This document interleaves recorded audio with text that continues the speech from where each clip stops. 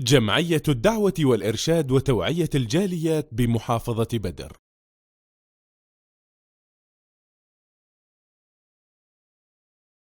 আমাদের অধিকাংশ প্রায় অভিযোগ করে থাকি টেনশন হচ্ছে, দুশ্চিন্তা হচ্ছে, সমস্যায় ভুগতেছি। তাদের কাছে প্রশ্ন, আপনারা কি আখেরাতে টেনশন করেন?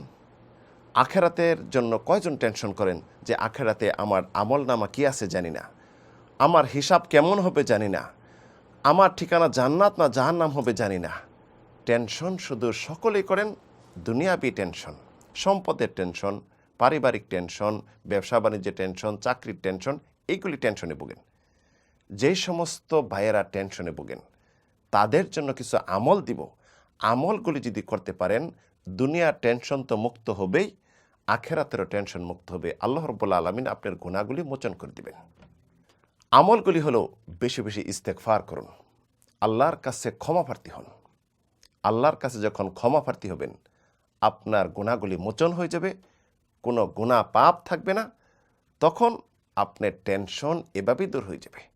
বেশি বেশি পড়ুন আস্তাগফিরুল্লাহি ওয়া আতুবু ইলাইহি। আরও পড়ুন আস্তাগফিরুল্লাহাল্লাযী লা ইলাহা ইল্লা হুয়াল হাই আল কাইয়ুম ওয়া আতুবু ইলাইহি।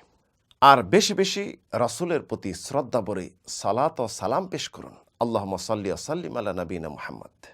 আর অন্তর প্রশান্তির জন্য বেশি বেশি আল্লাহকে স্মরণ করুন, আল্লাহর গুণবাচক নামগুলি দিয়ে আল্লাহর জিকির করুন, আল্লাহকে ডাকুন।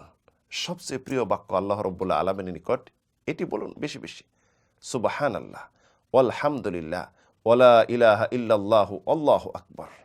জিকিরগুলি পড়ুন, দরুদ পড়ুন, ইস্তেগফার করুন। সব টেনশন থেকে আপনি পেরেশান থেকে মুক্ত, আপনার সব কিছু সাজানো গোছানো পাবেন এবং কোনো বিশৃঙ্খলা দেখতে পারবেন না। আপনার জীবন যেন একটি পরিপাটি জীবন, দুনিয়াবি কোনো বালা মুসিবত তো আসবে না এবং কারোর কাছে আপনার ওজর পেশ করতে হবে না, কারণ মুখ দিয়া তখন গীবত আর পরনিন্দা, মানুষের কুৎসারচনা হবে না।